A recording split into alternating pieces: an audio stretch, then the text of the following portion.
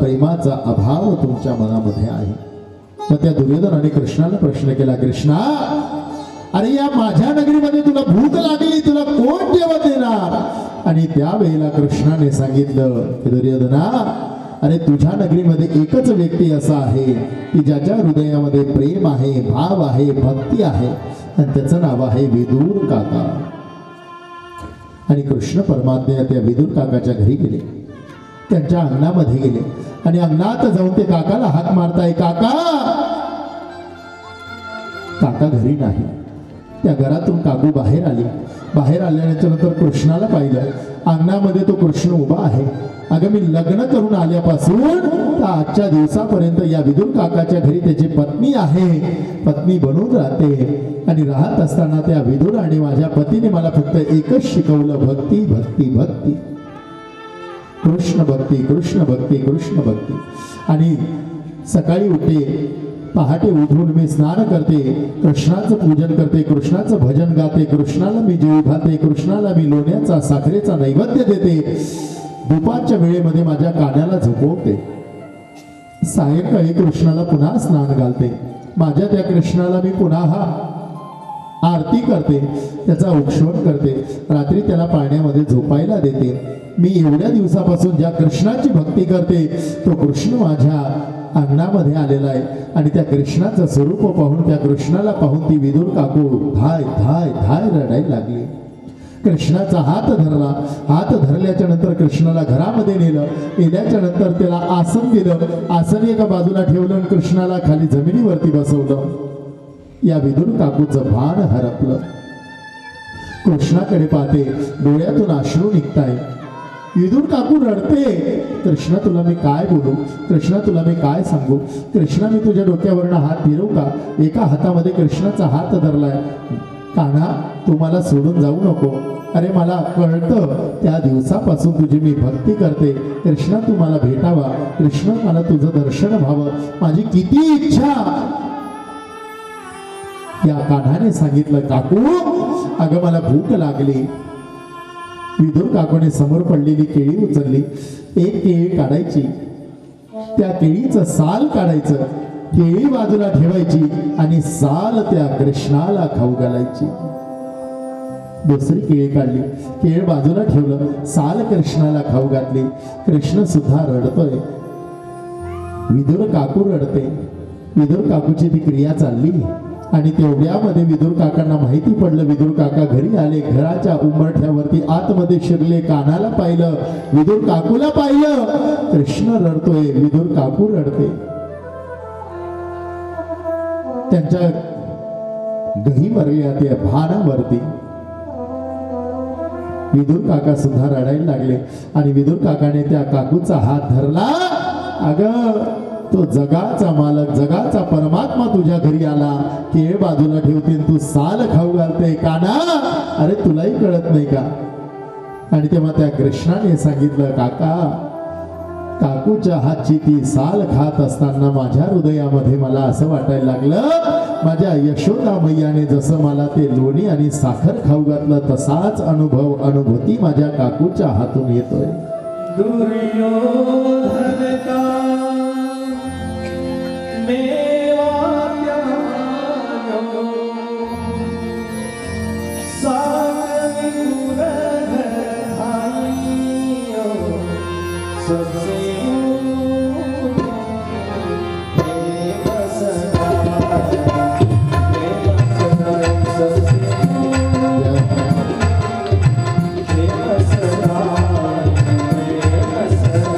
सबसे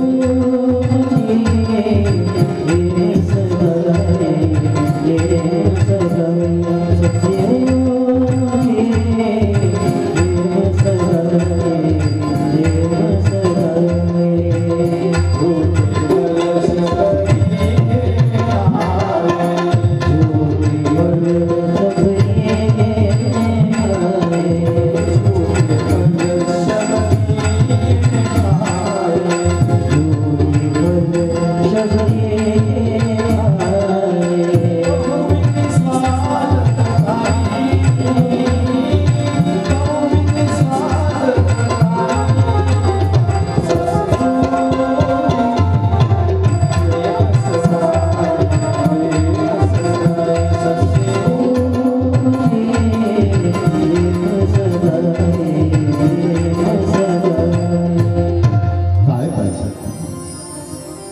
देवाची भक्ती अशी करा, नुसतं बोलू नका, करून दाखवा. बोलण्यापेक्षा करून दाखवा. या कृष्णाची भक्ती, या कानाची भक्ती भगवंत शनिदेव करतात. म्हणून तुम्हाला 3 गोष्टी सांगितल्या: ज्ञान, प्रेम आणि भक्ती. याच्यासाठी हृदयामध्ये पहिले आपल्याला भाव पाहिजे, कुविचारांचा अभाव पाहिजे आणि देवत्वाचा प्रभाव पाहिजे. गोपाल कृष्ण भगवान की. देवाच्या पूजेमध्ये फार आपण चतुराई करतो. जीवन जगत असतानाच चतुराई करतो.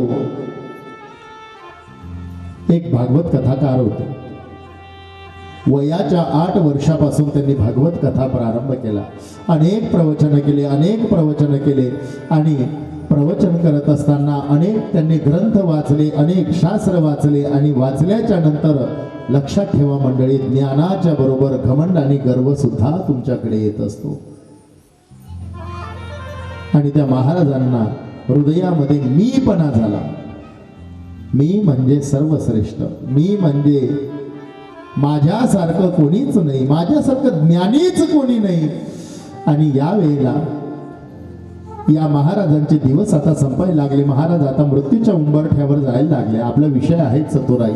मनुष्य जीवन जगत असताना चतुराईने जीवन जगत असतो. महाराजांत सुद्धा मी मृत्यूला सुद्धा टाळून टाकेल अशी चतुराई, असं ज्ञान माझ्याकडे आहे. आणि एके दिवशी यमधर्माने ठरवलं, महाराजांना दिनना ते सरी घ्या.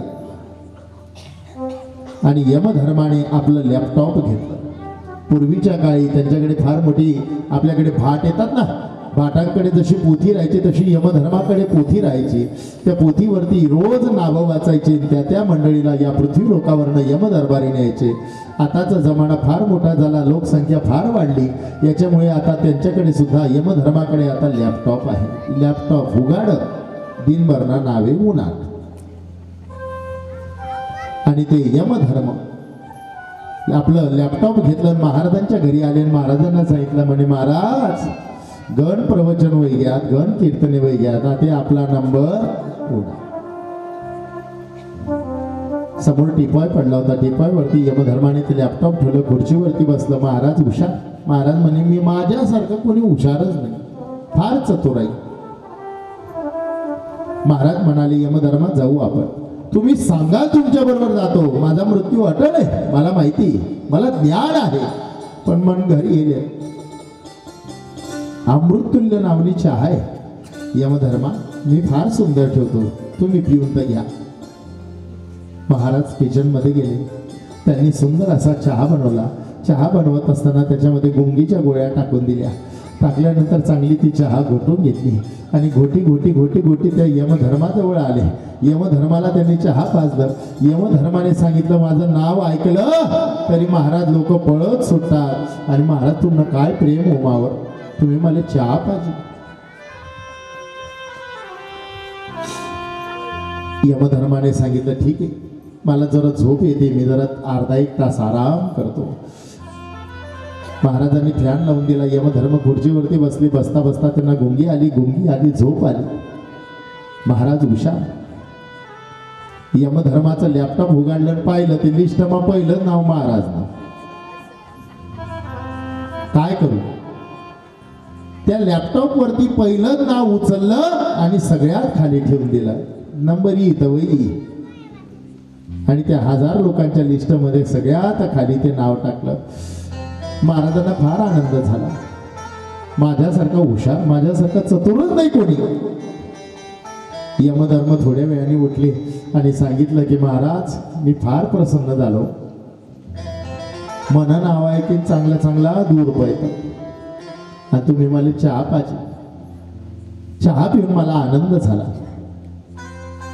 आता तुम्हाला कन्सेशन देतो. म्हणे महाराजांना आनंद झाला. यमधर्म कन्सेशन म्हणे काय? म्हणे मी वरती लिस्ट चालू करू. म्हणे आता मी खालती लिस्ट चालू करतो. मनुष्य कुठेही चतुराई करतो. महाराज शनी कथा आपल्याला हेच शिकवते की जीवन जगत असताना भावाने, भक्तीने, प्रेमाने जीवन जगा. कधी कुठे चतुराई करू नका. महाराष्ट्र सरकारने माता भगिनींना आपल्या एसटी मध्ये लाल परीमध्ये आपल्याला 50% सवलत दिली आणि जे नाही जाणाऱ्या त्या बठ्या माया माऊली नाही माहिती त्या नातेवाईकांना घर सुद्धा बिडी जावं लागतं. का बरं? 50%. एका गावामध्ये एक ताई होती. ती ताई म्हणे मनगत हुशारच कोणी नाही या जगमा.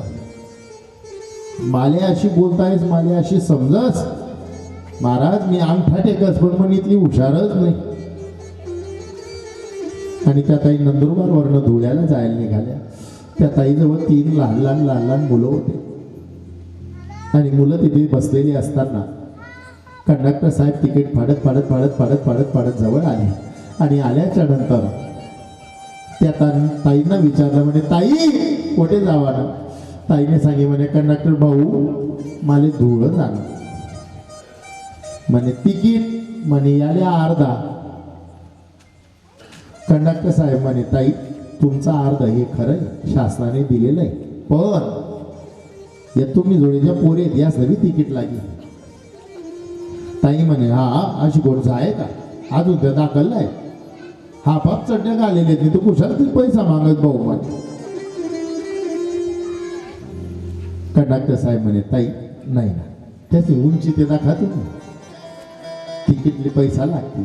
ताई म्हणे हा गावावरती नंदुरबारून उतर दिलं नाही तू काय दिसू का तभी काय चावेस म्हणते दुसराच ना फाड याच ना नको फाड. कंडक्टर साहेब म्हणे ताई असं नाही चालणार. ताई म्हणे हा ऐकाव देत नाही बरं जाऊ द्या मग म्हणे. कंडक्टर साहेब त्या ताईला सांगताय या पोरीस ना वय काय मावशी फक्त तेवढं सांग. आणि ती ताई सांगायला लागली म्हणे कंडक्टर भाऊ खिडकींजोडी जो बठेले त्यानं वय 2 वर्ष मधमा जो बसले त्यानं 2.5 वर्ष आणि मंजोळी जो बसले त्यानं वय 3 वर्ष.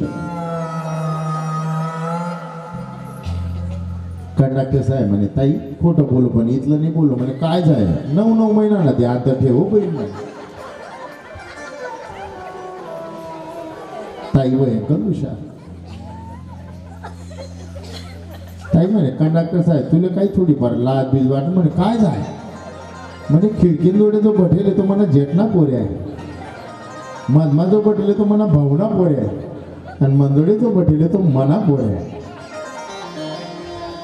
महाराज मनुष्य कुठेही चतुराई करतो पण मात्र चतुराई न करता या भगवंताची भक्तीचे आपण केलं पाहिजे. राणीला भर्तृहरी नावाच्या राजाची कथा आपली चाललेली होती. या भर्तृहरी नावाच्या राजाने आपल्या पत्नीला तो ब्राह्मणाने दिलेला प्रसाद दिला. ती राणी तिथून निघाली. त्या देवावरती तिची श्रद्धा नाही, देवावरती भाव नाही, देवावरती भक्ती नाही.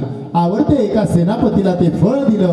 सेनापतीने आवडत्या एका दासीला ते फळ दिलं. त्या दासीने आपल्या मंदिरी आपल्या देवालयी आपल्या घरामध्ये ते फळ ठेवलं. एके दिवशी राजा चालत चालत चालत चालत चालत चालत त्या दासीच्या महलाजवळ आला. दासीच्या महलामध्ये राणीचं फळ पाहिलं. फळ उचललं, सभेत आला. सभेमध्ये आल्यानंतर सभा बोलवली आणि त्या दासीला बोलवलं. दासी अगं माझ्या राणीचं फळ तुझ्याकडे कसं. दासी घाबरली. राजा मला माहिती नाही, मला तर हे फळ सेनापतीने दिलं. सेनापतीला बोलवलं. सेनापती सांगायला लागला राजा मला काही माहिती नाही, मला राणीने दिलं. राणीला बोलवलं. अगं राणी आपल्या ब्राह्मणांनी आपल्याला काशीवर्ण प्रयागवर्ण आपल्याला हे फळ दिलंय, आपल्याला संतती होईल म्हणून हे फळ तू खावं, हा शिवाचा प्रसाद आहे. राणीने सांगितलं आम्ही टोणगावकर डॉक्टरकडे जाऊन, आम्ही गुजरात जाऊन, आम्ही मुंबई जाऊन, तर ठेवईन राजाना का खरकी घ्या. अरे राजा फळ दिल्याच्या नंतर कोणाला संतती होते का.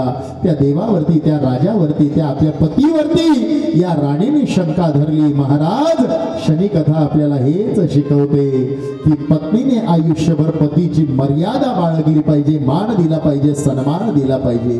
भर दरबारामध्ये भर त्या राज्यामध्ये राजाचा अपमान त्या पत्नीने केला आणि राजाच्या मस्तकावरती क्रोध निर्माण झाला.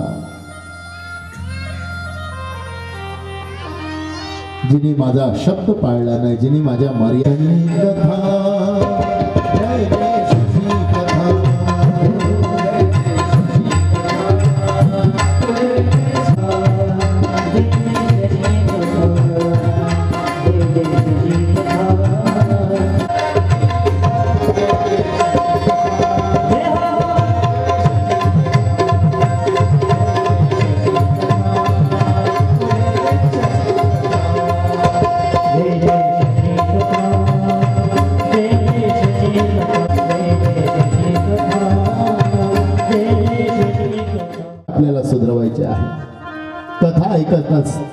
असताना हे शब्द प्रयोग जे आहे तर हे आणि त्या ताई डॉक्टरांकडे गेल्या. आता त्या गावामध्ये कोणी स्थानिक डॉक्टर नव्हतं, महाराष्ट्राचा डॉक्टर नव्हता, एक बंगाली डॉक्टर होते. त्यांना हिंदी शिवाय समजायचं नाही, ताईले आयरण्याशिवाय काही कळेल. त्या ताईंच्या पतींची तब्येत फार खराब होती. 2 दिवस झाले, 4 दिवस झाले, 8 दिवस झाले, 15 दिवस झाले. सासूबाईने सांगितलं की सुनबाई, अगं तू डॉक्टरांकडे जाऊन काहीतरी औषध घेऊन ये. आणि ती ताई त्या बंगाली डॉक्टरांकडे गेले. त्यांना सांगितलं, म्हणे दादा, माझ्या मिस्टरांची फार तब्येत बिघडली, काहीतरी दवा द्या. डॉक्टरांनी आयुर्वेदिक दवा त्या ताईला दिली. सांगितलं की म्हणे ताई, इसे अच्छी तरह से कूटकर फिर पिला देना. ती ताई घरी आली आणि आल्याच्या नंतर तिने दरवाजा बंद केला आणि बंद केल्यानंतर हातामध्ये मुसळी घेतली आणि दे नवऱ्याला, दे नवऱ्याला, दे नवऱ्याला. सासूबाई आली आहे आणि आल्यानंतर सांगायला लागली, म्हणे का हो तुला मी औषध द्यावा दाडा, तू काय कराय नाही. म्हणे काय कराय, डॉक्टरनी सांगत ते कराय नो. म्हणे काय सांगा होतं. म्हणे आजची तरीशी पहिले कुठना फिर देणार. आता डॉक्टरांनी ते औषध कुटायला सांगितलं होतं, मग द्यायला सांगितलं. 2 भाऊ होते, त्यांच्या घरामध्ये एक आजी होत्या आणि त्याच बंगाली डॉक्टरकडे तर 2 भाऊ गेले आणि गेल्याच्या नंतर त्या आजीला सोबत घेऊन गेले. गेल्याच्या नंतर त्या आजीला त्या डॉक्टरांनी तपासल्याच्या नंतर त्यांना एक बाटली दिली आणि डॉक्टरांनी सांगितलं की आजी को घर लेके जाओ. हातामध्ये बाटली धरली, अच्छी तरह से हिला के फिर पिलाना. या 2 भावांनी काय अर्थ धरला काय माहित. आजीने गरलं एवढा एक निधारात पाय, एक निधारात हात. शनिकथेतून अर्थ आपल्याला व्यवस्थित काढता आला पाहिजे. या राणीने आपल्या पतीची मर्यादा ओलांडली आणि शनिकथेचा प्रादुर्भाव तिच्या जीवनावरती पडला. त्या राजाने त्या राज्याचा, पत्नीचा त्याग केला आणि ते उज्जैन नावाची नगरी, हे भरतखंडाचं चक्रवर्ती शासन सोडलं आणि त्यावरती राजा विक्रमाला आरूढ केलं. बोला शनी